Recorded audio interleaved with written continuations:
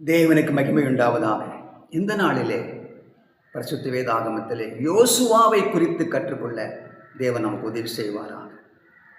மோசேயை அடுத்தபடியாக மோசேயினுடைய உதவியாளனாக தலைமை பொறுப்பு ஏற்ற யோசுவா எண்ணாகம புஸ்தகம் 13ஆம் அதிகாரம் 8ஆம் வசனத்தில் எப்ராயிம் கோத்திரத்தில் நூனின் குமாரனாகிய மோசே அந்த யோசேயாவுக்கு யோசுவா என்று பெயரிட்டார். மோசே ஒவ்வொரு கோத்திரத்துக்கும் ஒரு தலைவனை தேர்ந்தெடுத்து 12 பேரை கானானை வேவு பார்க்கும்படியாக அனுப்பினார். அவர்கள் திரும்பி வந்தபொழுது 10 பேர் ஒரு கெட்ட செய்தியை, அவிசுவாசமான பயமுறுத்துகிற ஒரு செய்தியை சொன்னார்கள். அதை சுதந்திரிக்க முடியாது என்று சொன்னார்கள். ஆனால் யோசுவாவும் காலேபும் என்றால் நல்ல செய்தியை சொன்னார்கள். அந்த கானானியர்கள் மேல் இருந்த நிழல் அவர்களை விட்டு சென்று விட்டது. எளிதாக ஜெயிக்கலாம், இப்பொழுதே போய் சுதந்திரிக்கலாம் என்று சொன்னார்கள். அப்படியாக யோசுவா 1ஆம் அதிகாரத்தில் கூட தேவன் மோசேவுக்கு பிறகு, மோசே இறந்ததுக்கு பிறகு யோசுவாவை அந்த தலைமை பொறுப்பில் உட்கார்ந்த பிறகு, நான் மோசையோடு இருந்தது போல நான் உன்னோடு கூட இருப்பேன் என்று தைரியப்படுத்தினார். இந்த நியாயப்பிரமாண புஸ்தகத்தை உன் வாயை விட்டு பிரியாதிருப்பதாக, அப்பொழுது நீ செய்வதெல்லாம் வாய்க்கும் என்று சொல்லி நல்ல ஆலோசனைகளை சொன்னார். அப்படியாக யோசுவா தைரியப்பட்டு ஜனங்களை தலைமையேற்று நடத்தி கொண்டு போனார். யோசுவா புஸ்தகம் 9ஆம் அதிகாரத்தில் கிபியோனியர் யோசுவாவை வஞ்சித்தார்கள். யோசுவா காலத்தில் அநேக அற்புதங்கள் நடந்தது. எரிகோ கோட்டை தரைமட்டமாக உடைந்தது. ஆயி பட்டணத்தை பிடித்தார்கள்.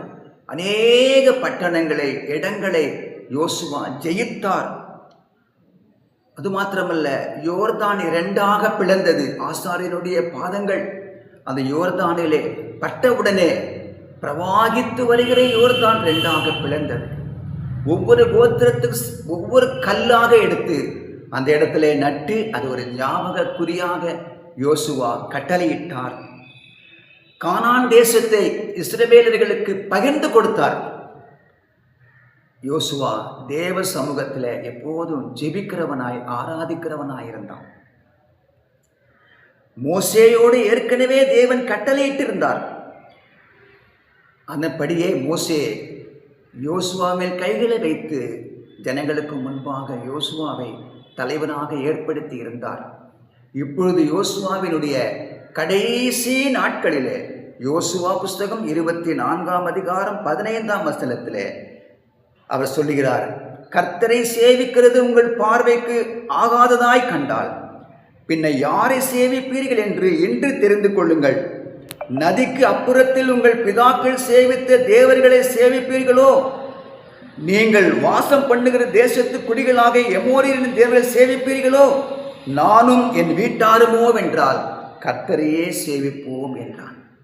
குடும்பமாக தேவனுக்கு ஊழியம் செய்தவர், ஜனங்களுக்கு விக்கிரக ஆராதனை செய்யக்கூடாது என்று கட்டளையிட்டார்.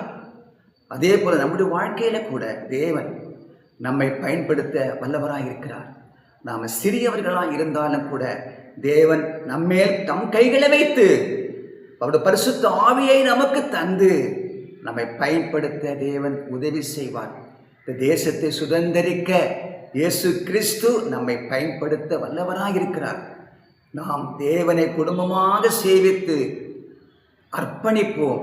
தேவன் நம்மை பயன்படுத்துவாராக. உங்களை ஆசீர்வதிப்பாராக. God bless you.